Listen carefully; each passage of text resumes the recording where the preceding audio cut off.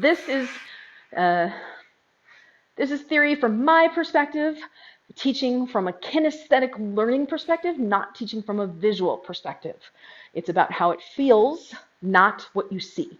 Although it does match what you see, but I name it based on feeling. Okay, so if you were to think about your two poi going inward. So one of them, my left one's going overhand, which is clockwise.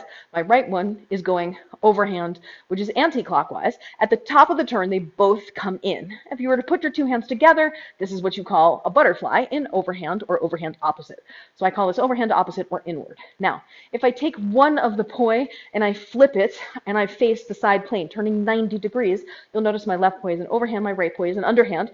I call this side opposite left because I'm in the side plane in opposite directions and I'm indicating the left hand is the overhand hand.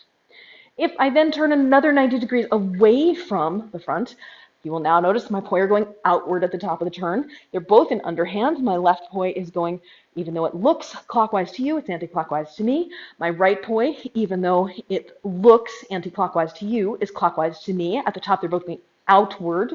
This is underhand opposite, or you may recognize it in this oldie but goodie, the underhand butterfly. If I take my right poi out and I open it up again, once again, I'm in the side plane, opposite direction, only this is side opposite right, where the right hand is overhand and the left hand is underhand. So going around the full complete 4 positions, inward, side opposite left, outward, or underhand opposite, or side opposite right. Turning to my left, it's the same thing. Outward or underhand opposite. Turning left again, side opposite left, and turning back to the front, inward or overhand opposite.